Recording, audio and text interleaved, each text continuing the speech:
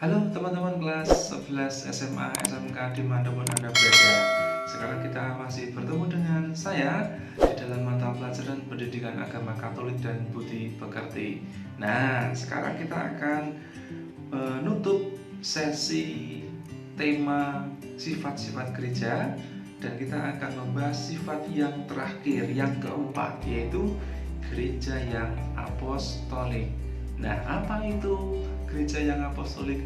Maka kita simak pembahasannya. Oke teman-teman, kita cermati satu persatu. Kristus itu mendirikan gereja dan mempercayakan otoritasnya kepada para rasulnya sebagai uskup-uskup pertama. Jadi para rasul itu adalah uskup-uskup gereja Katolik yang pertama. Kristus itu mempercayakan otoritas khusus kepada Santo Petrus yang menjadi paus pertama untuk bertindak sebagai vikarisnya. Vikaris itu artinya wakil. Otoritas ini diwariskan melalui sakramen tahbisan suci yang juga disebut sebagai suksesi apostolik dari uskup ke uskup dan kemudian diperluas dari imam ke diakon. Gereja yang apostolik berarti warisan iman seperti yang kita dapat di dalam kitab suci dan tradisi suci senantiasa dilestarikan, diajarkan, dan diwariskan oleh para rasul. Di bawah bimbingan Roh Kudus atau Roh Kebenaran, Magisterium Gereja Katolik berkewajiban untuk melestarikan, mengajarkan, membela, dan mewariskan warisan iman itu tadi. Perutusan Yesus kepada para rasul untuk mewartakan kebenaran yang menyelamatkan itu oleh gereja diterima dari para rasul. Nah, nanti dapat dilihat di Injil Matius bab 28 ayat 19 sampai 20.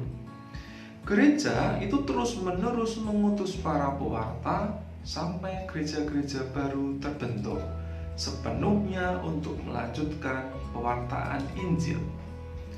Dengan memahami keapostolikan gereja Katolik ini, kita diharapkan dapat terdorong untuk ikut serta mewujudkan nilai-nilai luhur Injili dan memperjuangkan suatu dunia yang lebih baik untuk seluruh umat manusia. Maka sebagai rangkuman dari 4 sifat gereja tadi, yang satu kudus, katolik, dan apostolik, ya, sebagai rangkuman akhirnya kita dapat mempelajari ini teman-teman. Pada zaman ini gereja dituntut memiliki aktualisasi. Apa saja aktualisasinya? Pertama, gereja yang lebih merakyat dan mengutamakan yang miskin. 2. Gereja yang bersifat kenabian atau berani menyampaikan kehendak Allah dalam situasi konkret. Yang 3, gereja yang membebaskan. 4, gereja yang merupakan ragi. 5, gereja yang dinamis. 6, gereja yang bersifat karismatis. Gereja yang apostolik itu berarti gereja yang berasal dari para rasul dan tetap berpegang teguh pada kesaksian iman mereka yang mengalami secara dekat peristiwa Yesus. Kesadaran bahwa Yesus Kristus adalah batu penjuru yang diwartakan para rasul itu telah ada sejak zaman gereja perdana. Yang disebut apostolik bukanlah para uskup, melainkan gereja itu sendiri. Hubungan historis ini pertama-tama menyangkut seluruh gereja dalam segala bidang pelayanan.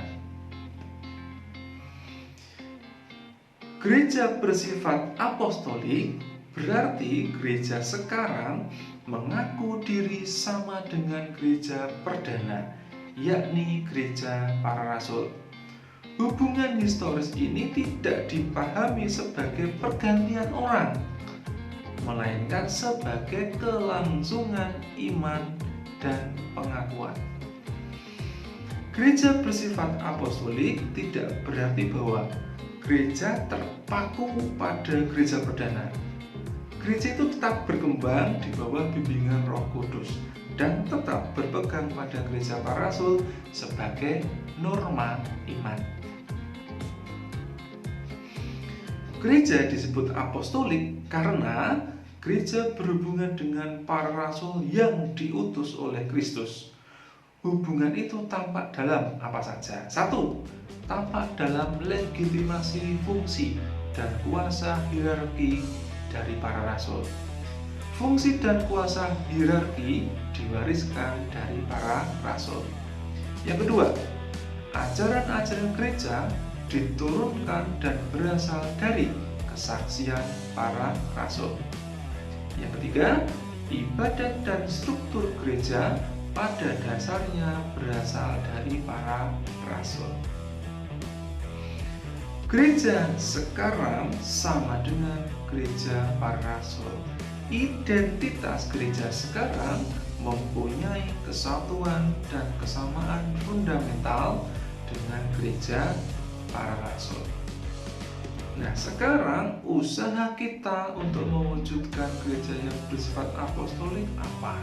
Nah, ini adalah salah satu atau beberapa hal yang bisa kita wujudkan sebagai usaha-usaha kita. Pertama, setia dan mempelajari Injil, sebab Injil merupakan iman gereja para rasul. 2. Menafsirkan dan mengevaluasi situasi konkret kita dengan iman gereja para rasul.